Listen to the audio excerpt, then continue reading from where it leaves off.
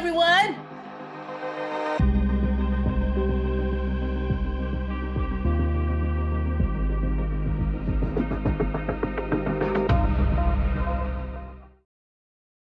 Well, let me introduce Jeff. First of all, I met actually Jeff through Monica Busby, one of my athletes until now also. Hey, Monica, what's up? And also because Monica is her husband actually was going to Cal State LA, going through a master's degree in nutrition. So it happened at that time, Jeff was actually teaching in Cal State LA in masters. And since then, I've been working with Jeff, not just, him and I talking, but also helping out Feisty Fox coaching. I think it's been 2 years or maybe even 3 years. Yeah.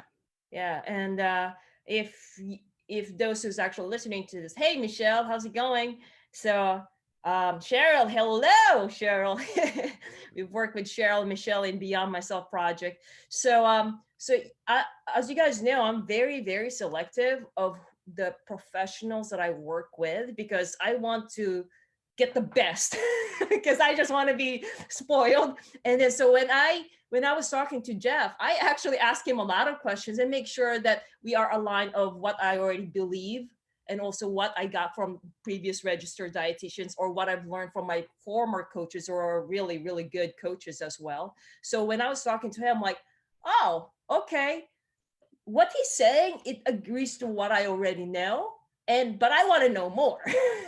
So that's where we started, and that was about 3 years ago. But let me introduce everyone.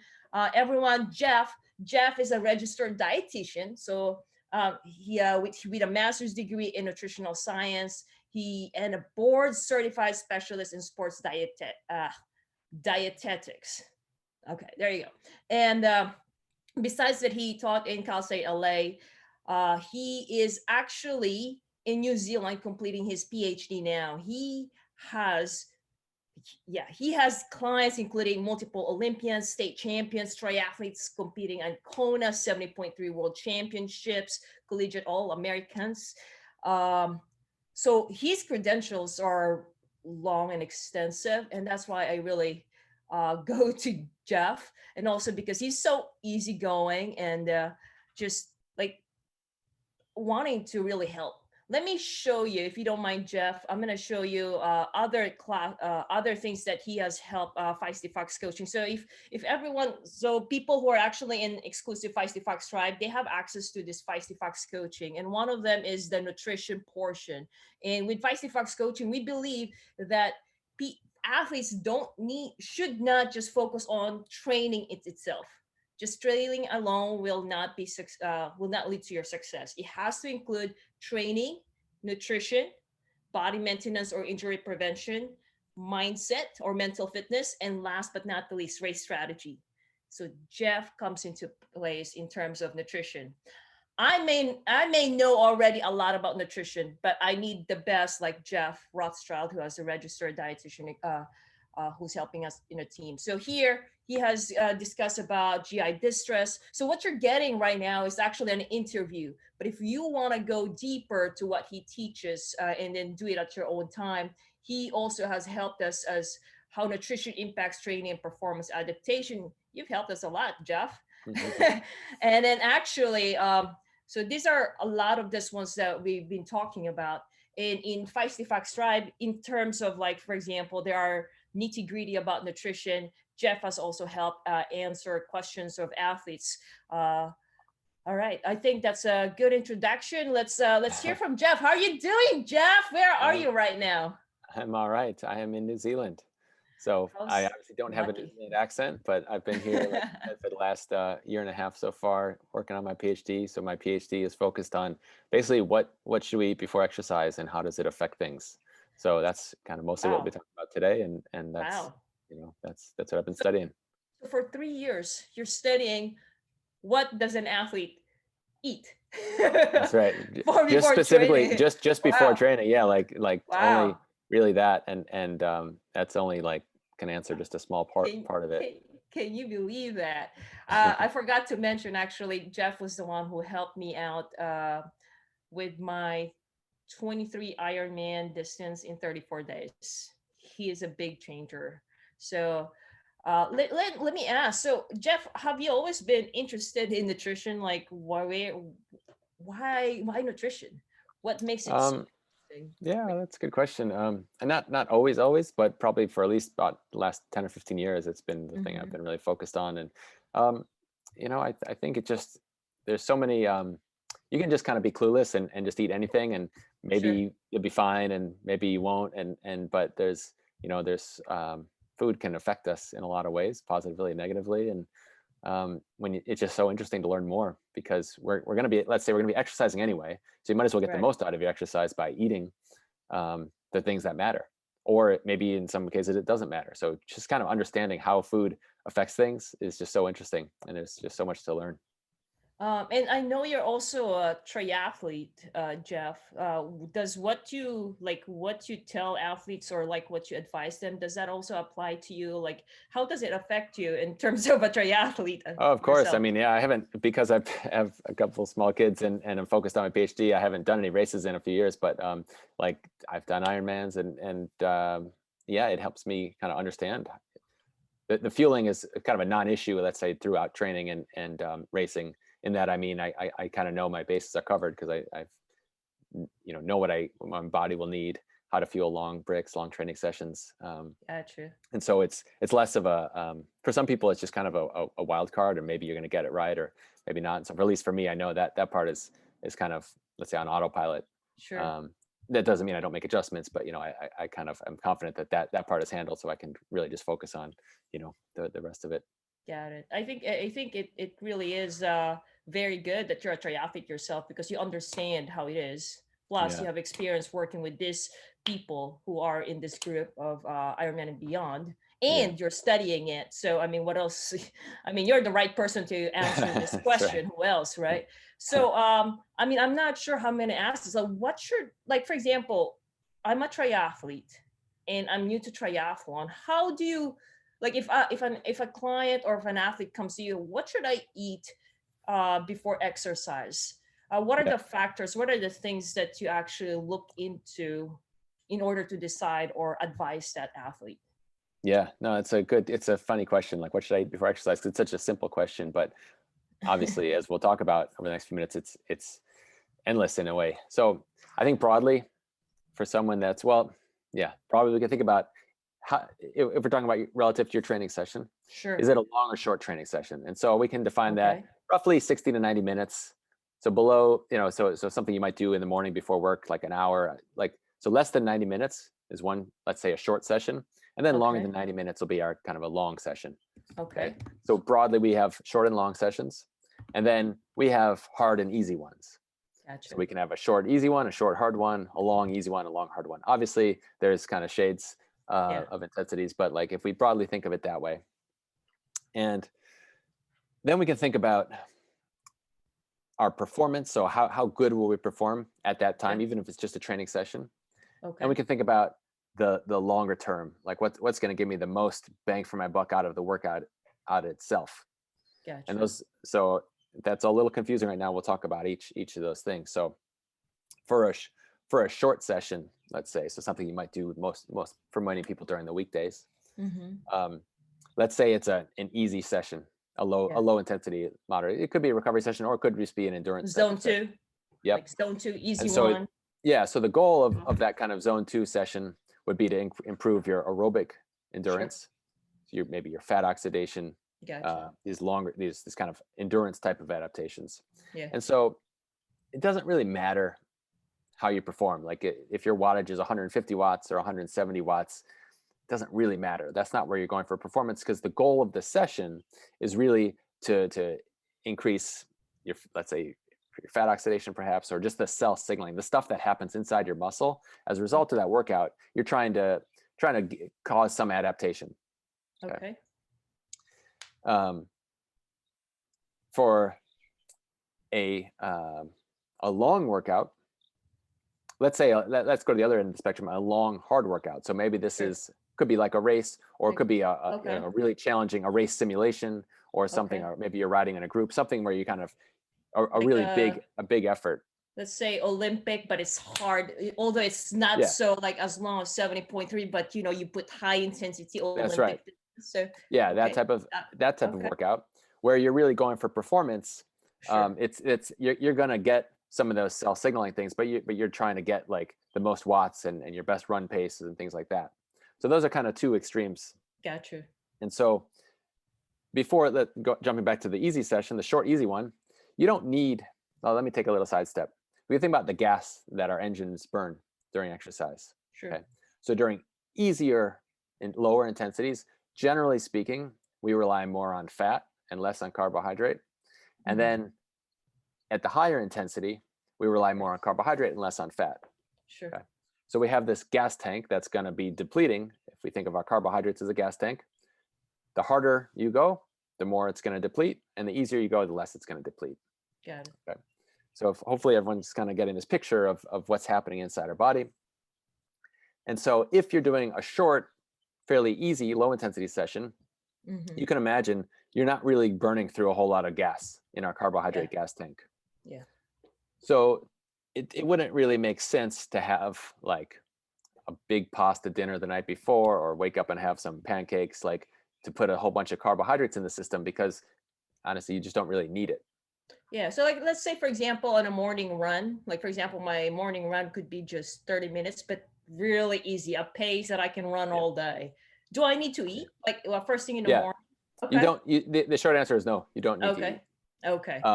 Now, an interesting question there is, do you need to eat? Definitely not. Should you eat or should you not eat? Some people would say you definitely should eat. Some people would say you definitely should not eat. And that kind of it's very contentious sometimes. And that confusion, I guess, is really at the kind of root of my PhD research. It's like some people really think you should eat before every workout, and some people really think you shouldn't eat. And so the fact it can't be both. Right. And so I'm trying to better understand if you should eat or you shouldn't, when should you eat or when should you not eat? So to your question, like, is it better to not eat before a short, easy workout? I'm not convinced it's better, but it's probably not worse. So I generally, so if you're saying, so if someone is asking, should I eat before a workout? I would say either don't eat or eat something small. Yes. Yeah. I mean, it's kind of that simple. And if you eat something small, even if it's like a carbohydrate, it doesn't really matter. Like if you have a banana or a slice of toast or something, that's not gonna cause any negative effects. Some people think I need to not eat because it's gonna be better, which would mean eating is less good. But no, I don't think that's the case. Again, I wouldn't eat a giant pancake breakfast. That actually could be kind of too much, and not just from a calorie standpoint, but you could kind of you could kind of lessen the adaptation from that workout. But if it's nothing or a small thing, that should be fine. Yeah, I totally agree about that, Jeff. I know.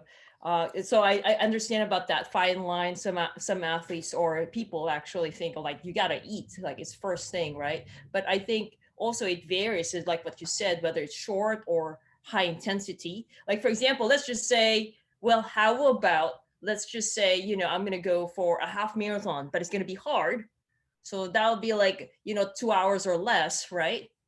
I do think that I do have to eat breakfast. Yeah, so that one I agree. So it's a high intensity. Yeah, and even if you're kind of running it at a lower intensity, I do think you should eat. Because it's longer.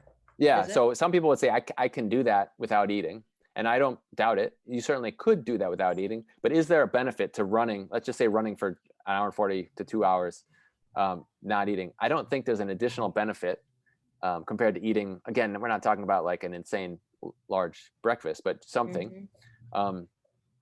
And there's probably a benefit to eating. It's not a detriment if you eat before that. Gotcha. Now, one important point with this is so some people this kind of gets into another factor is how much you're training, in a day or in a week, because someone that's training 15, 20 hours per week, they're creating a really big calorie deficit. So a lot of people are exercising. So let's just say a recreational exerciser, they want to be in a calorie deficit. They're exercising to create a calorie deficit. Sure. But for someone like you, Shang, or someone else training at a very high volume, you actually don't want to create this huge calorie deficit. So you could, and especially this kind of goes to larger people who are burning more calories, but someone even cycling for an hour kind of easily could burn 800, 900, 1,000 calories.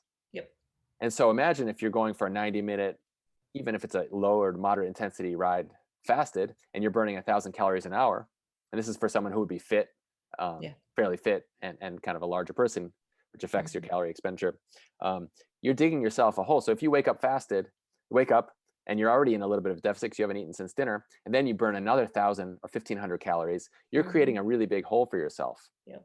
And so I think there's an alternative, which is better. And if you don't want to have, well, let me put a pin in that. Well, I will say the alternative is to have a low carbohydrate breakfast. So something that's like protein powder, let's say protein powder and some peanut butter or something like that. Okay.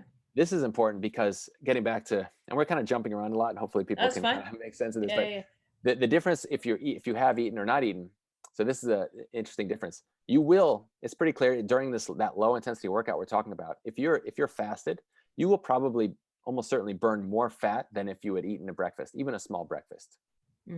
So there is a difference. Whether or not that matters to your long-term adaptations or whether that makes you a better fat burner is a big question. I don't actually think it will make you a better fat burner over the long term. But on that given day, if you wake up and go for that 30-minute run without breakfast, you will burn more fat during that 30 minutes than had you eaten breakfast. Yeah, true. Now, an important nuance there is it's not like it just comes right off of your midsection. It's usually the fat from inside your muscle. So it's not like it's a little bit, it's because it's not going to be like, oh, okay, I'm going to lose fat on my tummy, right? Some people actually assume that, but it's not that way. People assume that, yeah, exactly. So that's not that way. But with that said, if let's say you still want to burn more fat during that given workout, but you don't want to create an 800 or 1,000 or 1,200 calorie deficit first thing in the morning. Sure. So the alternative there is to have some protein. Gotcha. Like I said, you could have a scoop of protein powder, maybe with some nuts or peanut butter or something.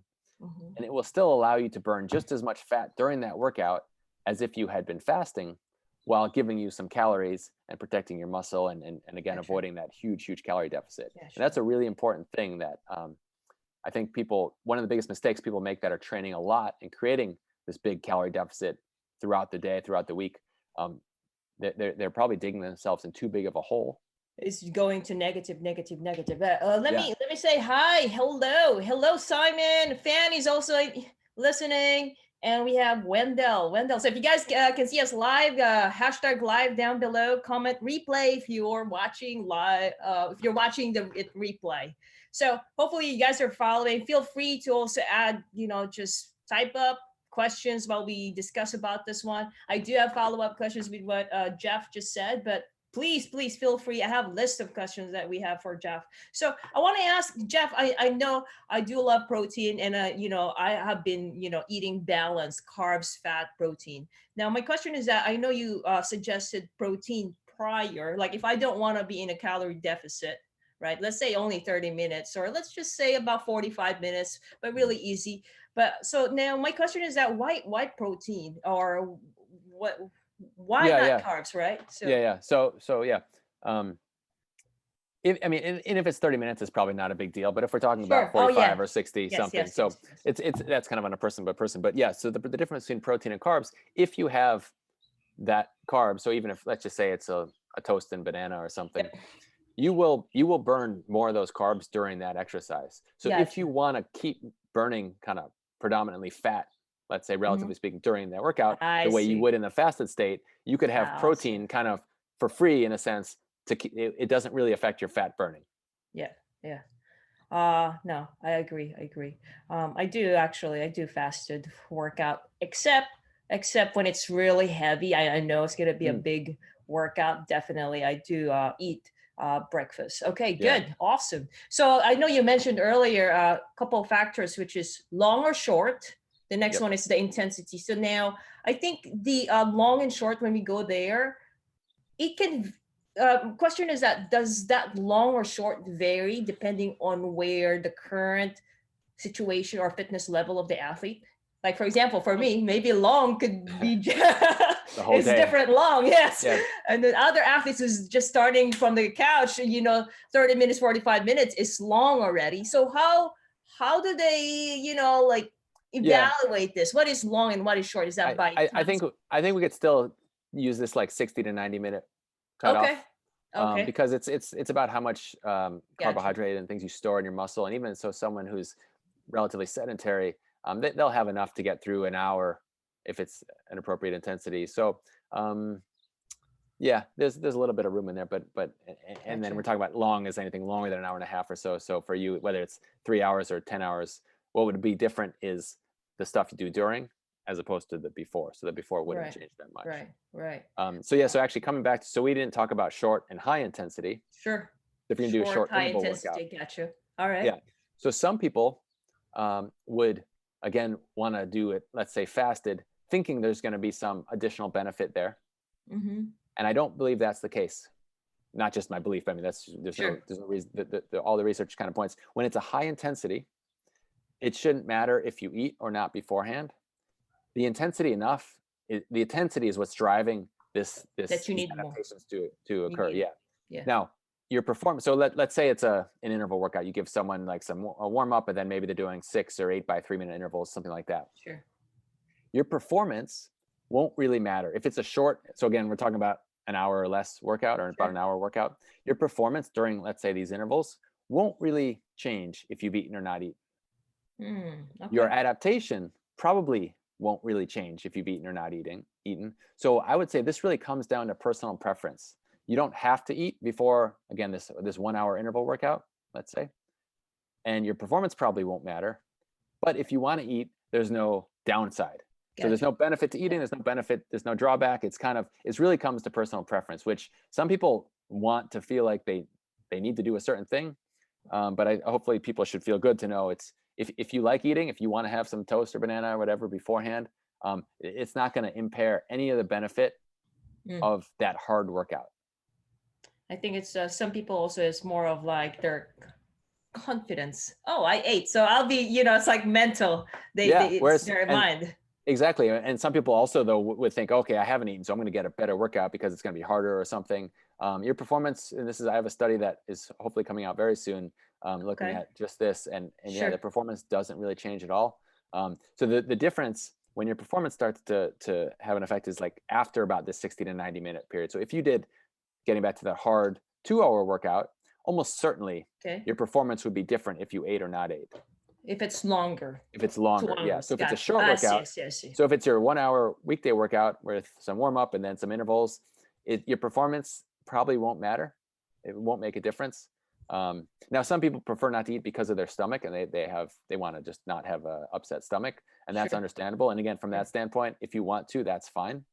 So it really comes to personal preference when it's a hard, short workout. Gotcha. Okay. So, well, if we're talking about like endurance training, which is like 70.3 in full Ironman, definitely we gotta eat, right? Well, in the context longer. For the type of training you're doing, yeah. Yes. So you're doing 10, 12, 18, and 20 hours a week, however that is for the person.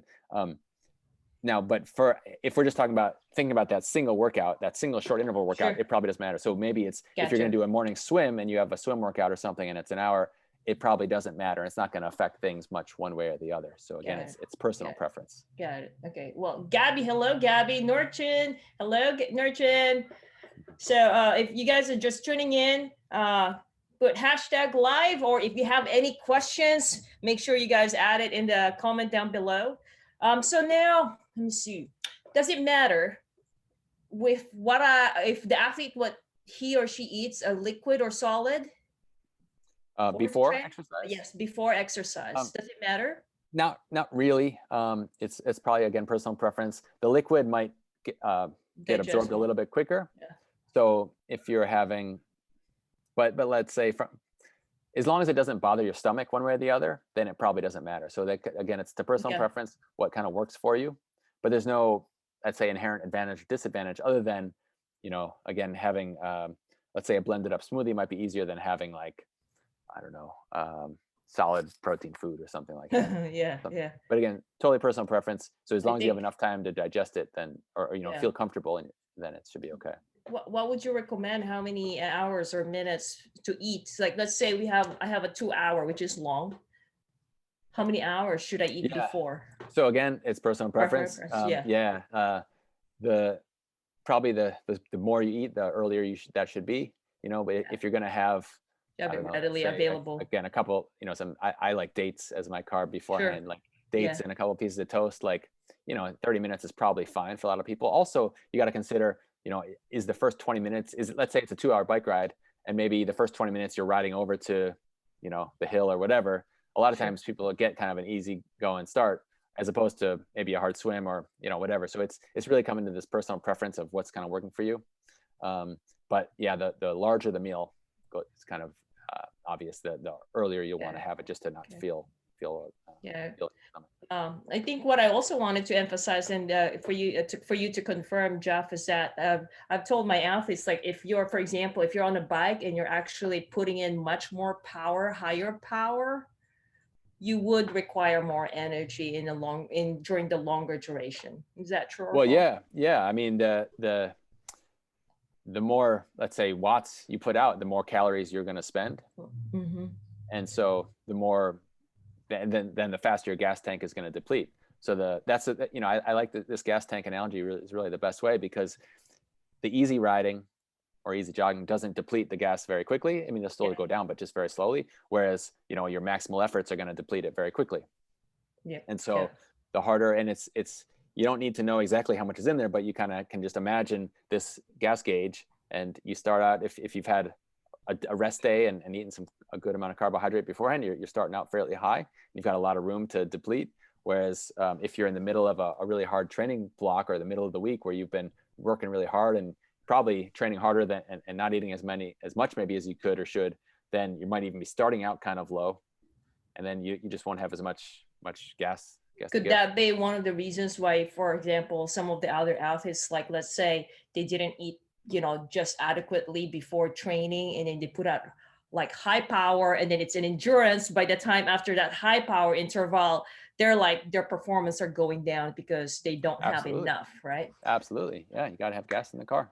And I do think, like, in terms of training, there are different zones. So, like, for example, those are also some of the gauge that you would advise a person, hey, you put zone 4, zone 5, VO2, then you got to get more food. That's right. Because that's, like we talked before, that the higher the intensity, so the zone 4 or 5, those are going to be very carbohydrate dependent. Gotcha. So your gas tank, you're going to be relying mostly on carbohydrates. And if you're in the easy zones, it's generally more on fat. So I have an interesting question. How about if the athlete has a race in a higher elevation, or let's say an athlete would, like, higher elevation is harder, right? Or like, for example, an athlete would actually go to swim, long swim in a cold open water, wherein the body requires more energy to warm it up because it's cold. Does that mean that the athlete would consider to actually what they eat, like they need to eat more or better, or what do you say? Well, definitely. Yeah. I mean, those things that increase your energy expenditure, that means that's your gas tank. So you need to make sure you start out with the appropriately high gas tank, because of more work, and then maintain it. Like, so if you're swimming, I mean, that's Ironman, the big challenge for a lot of people, I think you have people do swim bike bricks, but a lot of people just don't do swim bike bricks, just not as often, because it's inconvenient. Yeah. But that means, you're rarely or never or rarely starting your bike with a depleted tank. Mm-hmm. That affects how much you need to fuel on the bike. So if we're talking about an Ironman, you start out, let's say, with a good gas tank, but during swimming you might deplete a fair amount, the tank to some degree. Then you're starting out on the bike with a much lower tank, and you're going to have to start fueling much sooner, not just at the first transition, but much sooner into that bike ride, compared to doing, let's say, 112 mile bike ride just after having breakfast, right? That's a totally different ball game. Yeah. And so it's obvious again, but most people, or it's easy to kind of forget that difference when you're planning your race plan, when you're race nutrition. You might say, oh, I go out for a 100-mile ride and I start eating at mile 10 or whatever it is, but it's totally different when you're starting much more depleted. Yep, I totally agree. Hello, Tess. Welcome, Tess. Again, Simon. All right, we got some questions here. So Steve actually asked a question. What any recommendation of foods that help with inflammation, or also what is a good substance? Actually, that's 2 questions. So any recommended food that help with inflammation, Jeff? Yeah, I mean, that's a tricky one. That's such a broad bit vague term. I mean, generally There's speaking, a long list. yeah, I mean, generally speaking, I mean, we think of like salmon, fish oil, the omega-3s as kind of anti-inflammatory, and there's Yep. other things that can be kind of more pro-inflammatory. So it's kind of reducing things that might be causing inflammation as much as foods that are kind of anti-inflammatory. And then certain supplements, curcumin, can be, kind of thought of as anti-inflammatory. But yeah, it's just too. I mean, I think everyone could just Google it. Yeah. So Google if you, I know one of the things that I've looked at is like the scoring of inflammatory or IF. And then you would actually see like which one has a higher IF, and then just avoid that one and go to the lower IF. At least that's how It's tricky because some people, I mean, there can be some people, certain vegetables might be inflammatory or. Yeah, that's true. I totally agree about that too. I think it's also different. How about those people who are trying to avoid, and I think this is one of the things that I'm like trying to avoid sugary foods in the drinks.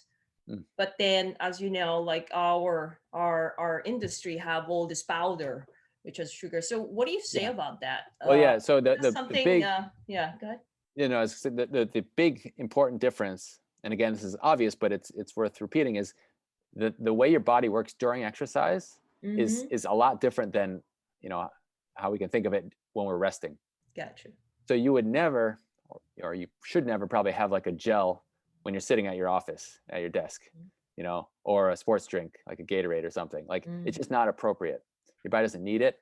The things that make, let's say, kind of healthy foods healthy, or they're fruits, for example. Fruits have sugar in them, but they also come with a lot of vitamins and fiber and antioxidants. Slow down the digestion. Whereas the whole goal during exercise is to actually get those carbs to your muscles as quickly as possible. So you want the fastest absorption possible.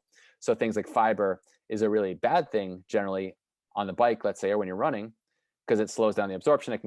Plus it can cause GI issues. So a sugary drink in the middle of your Ironman is way more appropriate than in the middle of your office during the daytime. Gotcha. So it's really important. And then immediately after exercise, kind of think of it still as like that kind of hangover from exercise, in a sense that your muscles are really going to want to take. If you've done a long, hard exercise session and you want to have, let's say, a Gatorade, or probably more likely someone will have more of a kind of a sweet, treat. Sure. That's fine. That's probably the time to have it. So that same sugary food, is really more of an issue at different times, And so if you're trying to, I would rarely, I usually have people avoid sugary drinks, like just in general, except for when they're, during exercise. So it's really just it's a big difference between having that glass of orange juice in the middle of the day versus like the Gatorade or Scratch on your bike ride. I think we just need to switch our hats when we're training. You guys, that's okay. And then when you're not training, then change your hat. All right. Good. All right. There's some, actually, I think this one would require more specific stuff, but let me just ask this one. So for a full Ironman race, how much calories should I consume, and when should I start eating more? Does that mean during the race or in training for a race? During the race. We could take either. During the race. For how much calories should I consume, and should I start eating more? I think how about let's go for training first. Like for training, let's say let's just say build up. Okay, so let's say you're going, the athlete's already riding, that's more than 50 miles running, like volume wise, big volume. How much calories should I consume, and should I start eating more? So so I mean during, like, on a long bike ride? Yes. During training, what are the consideration? I think number of hours per week, or number of hours for a workout, right? Yeah, I mean it's a good question, but there's a lot. So if we kind of think about all the decision tree, the points along the decision tree. So if we're let's say it's kind of like you're a weekly long ride. Let's say someone is in the midst of the middle of a training block for an Ironman, and they're training, let's just say 10 hours a week, but their weekend ride might be a long 60, 70, 80 miles. Sure. That's the good time to practice your race nutrition. Yep. So you'd want to take in, you're kind of practicing and building your race plan along the way. So the closest, you can get to how you'll fuel during the race. That's not how you would fuel on every bike ride. Like we've just talked about, the short rides, you don't need that. So, but let's say you're doing one long ride per week. Yep. That's the time. And so thinking about, I know most people think about it in terms of calories, but that's not ideal, because you could get a ton of calories from almonds, but that would be probably the worst thing you could eat during the ride. So if you had, 250 calories an hour from almonds, you would definitely have a stomach ache by the first or second hour. But if you had 200 calories from sports drink, it's a big difference. So really we want to think about how much carbohydrate you're taking. And then with that, we got to think about how fast the person is, because that's indicator of how much energy they're spending and how quickly their gas is depleting. So if we're talking about, someone who's like an 11-hour finisher, they might be in the 70 to 85 grams of carbohydrate per hour. So that could be like 300 calories of carbohydrate per hour. Where if someone is like a 15, 16-hour finisher, you can be on the lower side, and maybe that's 40 or 50 grams of carbohydrate per hour. So that would be somewhere around, 200 calories per hour. Get it. So I think what you're getting at is that, like, if this is the volume, right? So this one is, you said 11 hours. Then it's more concentrated, or the higher the calories that you would need. But then if it's like, let's 16 hours, then that should be spread out. Well, yeah, that's a good way to think about it. Probably, I haven't done this calculation, but there probably is kind of like a rough amount of calories someone should take in to complete an Ironman. And so when you're compressing that into 8 hours, 8.5 hours for the pros, then it's X per hour. And then when you're stretching that over 16 hours, it's probably, so there's probably something to that. Also, it depends on if you're kind of like a high fat burner or a low fat burner. If you're a low fat burner, that means you're going to be burning more carbohydrate, more reliant on carbohydrate. You're going to have to take in more.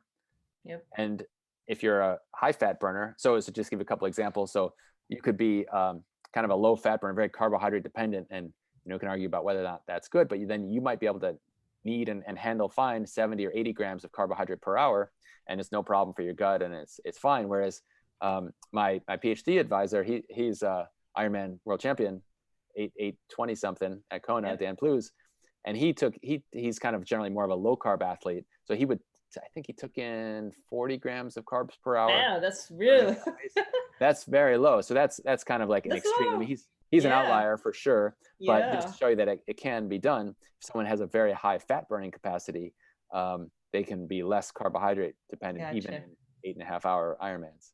So, yeah, that's very good. To avoid gaining more weight, how much should I eat before? And I think the question should be, okay, I know that I'm training for an Ironman, but then at the same time, I don't want to gain weight. Yeah. What do we advise for those people?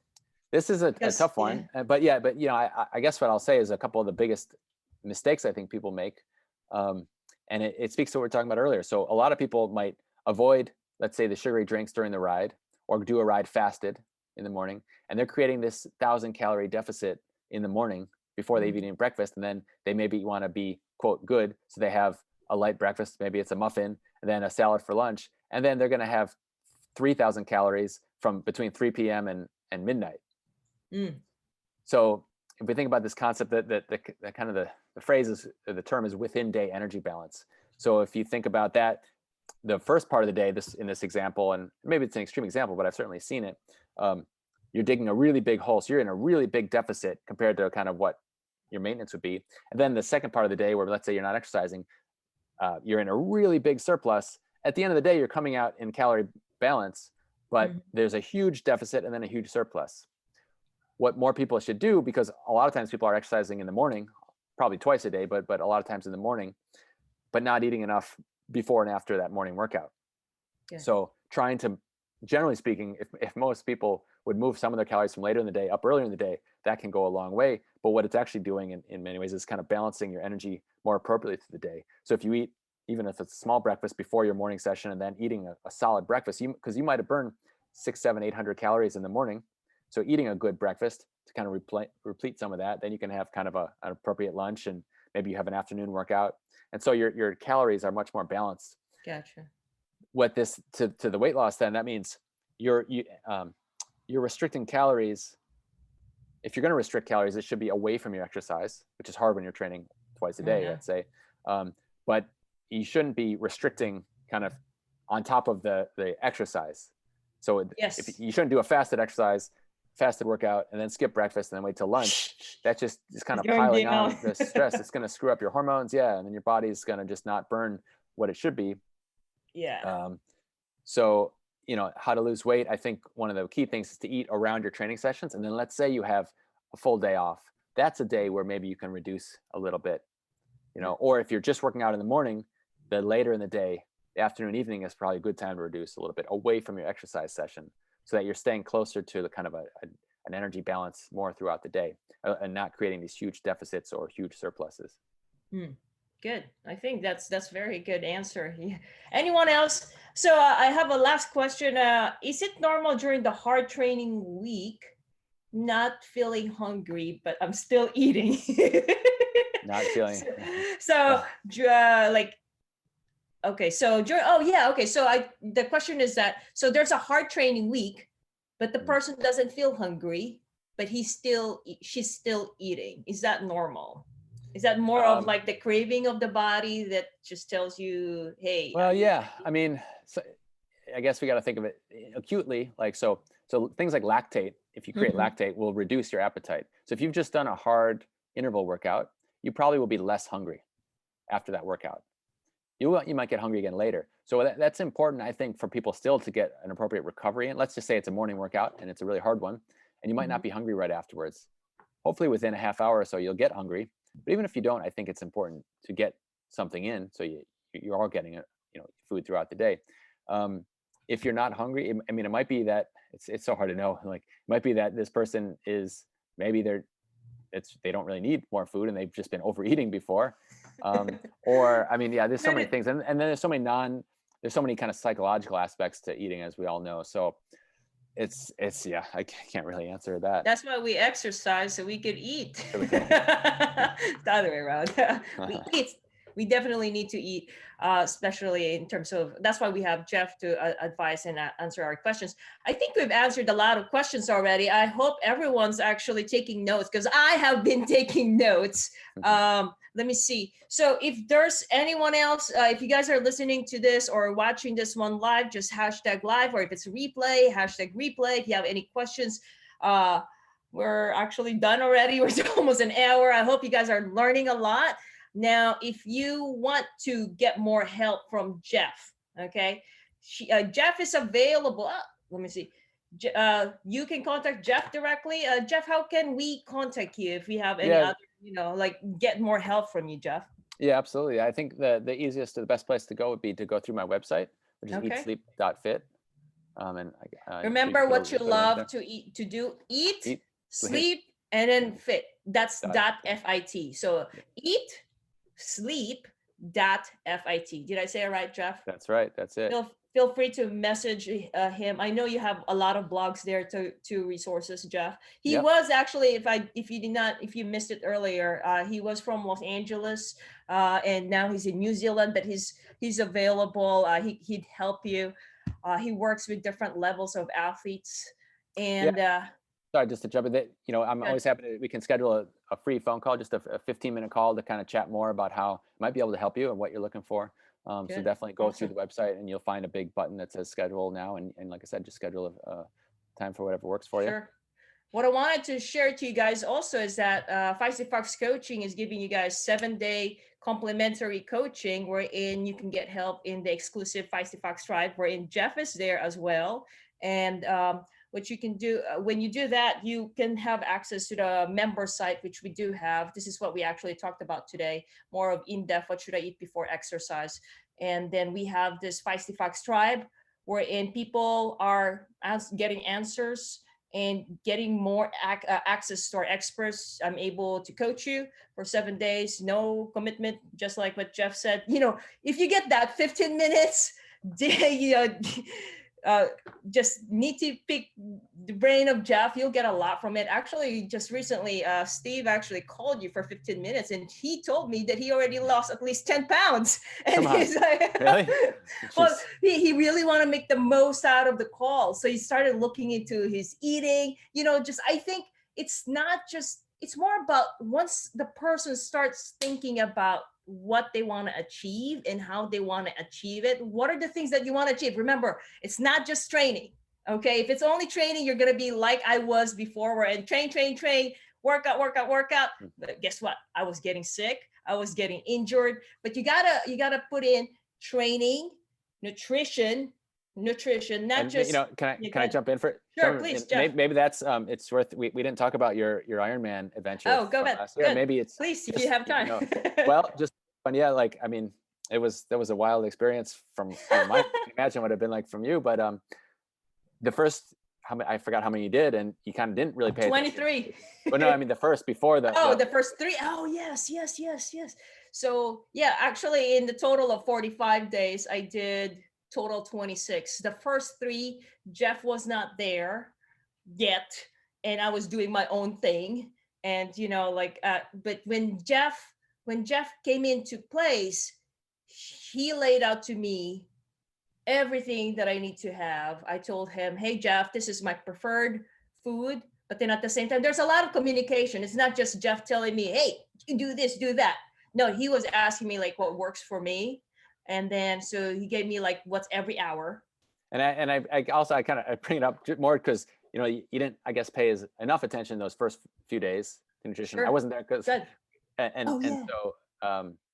I mean, I don't know, I guess you figured because you've been doing it for so long, you kind of just knew, and I'm going to eat and drink, and you end up really not eating nearly enough and not drinking nearly enough, right? And then there's a huge difference from when you took a week or so to regroup, and we had a very thorough plan that allowed some, options and things, but then, you were able to feel a whole lot better. I mean, it's still definitely it's super hard, but like, I think it allowed you to, to not lose weight. That was a big one, and it was a big changer, everyone. So if you guys just at least you guys know what we're talking about. It was just last year when we did the I call it Beyond Myself project, wherein I completed the most Ironman distance in 34 days. So I did 23 full Ironman distance in 34 days, and the website is actually here.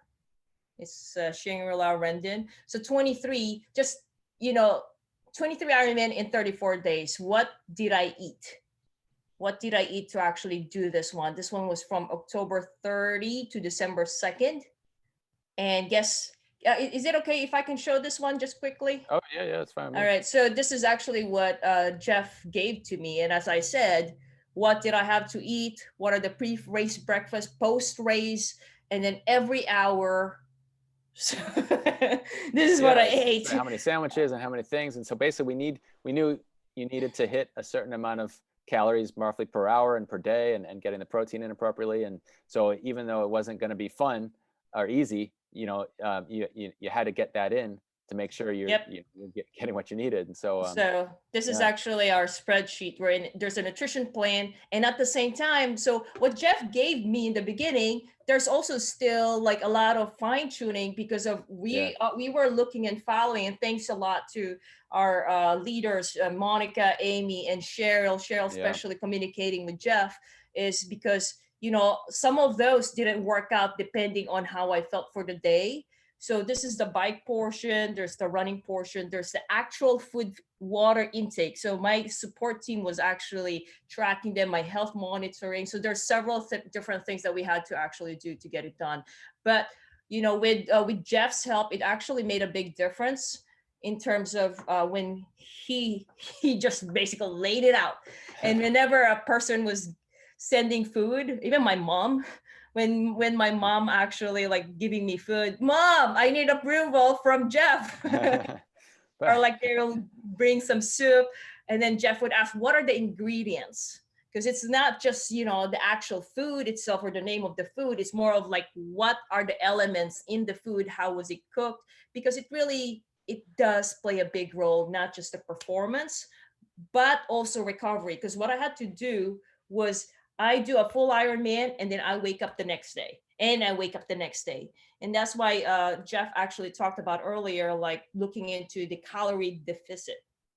Because if I was, that's the main reason why we were tracking my health, because if I don't have enough calorie, or, like, I'm like, okay, I did, just right enough for that day, but not ready for the next day. I mean, like in a regular Ironman, you have to carb load. So by the time next day, I really have to have enough nutrition.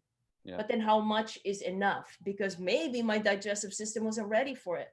That's what Jeff worked a lot on it. So before we let go of people, and Jeff, what are the top 3 things that you would advise athlete in terms of, what to eat? Top 3 things, what to eat before training. Yeah, I think the biggest thing is to consider how much you're doing. If you're only working out an hour a day, you can be, pretty cavalier. You don't really have to think about it too much. But if you're trying to train for some of these Ironman and beyond events, where you're training multiple, times a day, or and again, more than eight hours a week, you really have to start giving more thought to that. Yep. And then with that, you got to think, okay, is my workout short or long?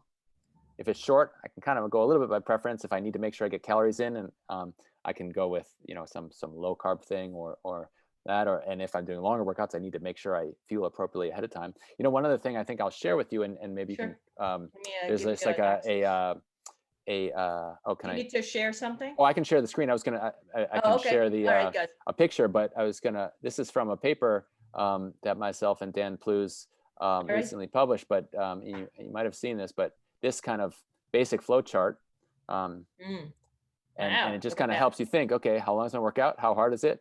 Thank you. Should I start my gas tank high or low? What should I eat beforehand? And kind of what's the point of the workout? So I'll just send you that screen share or paper and just. Well, thank you, Jeff. Yeah, awesome. Of course. Jeff is the man. I'm telling you guys, I'm giving you the big good goodies here. Well, thank you so much, Jeff. My pleasure. I think you said it's 5. It's like about 1 p.m. there. 1 p.m. That's it. Yeah. There you go. And I know you have 2 babies that you got to go back to. Right. Again, thank you so much, everyone. If you've enjoyed this call with Jeff, just say hi to Jeff under the comment, or like if you need more help, feel free to contact him. Again, it's the things that you love doing. Eat, sleep. .fit. F-I-T. All right? Not fat. Fit. Fit. Not feet. Fit. F-I-T. There you go. Eat, sleep, fit. Okay. I don't think you guys will forget that one, but just feel free. Like, really, Jeff is really easygoing. You will make the most out of the talk with that call with him. Okay. I think that's basically it. Thank you so much, Jeff. My pleasure. Thank you. All right. Bye.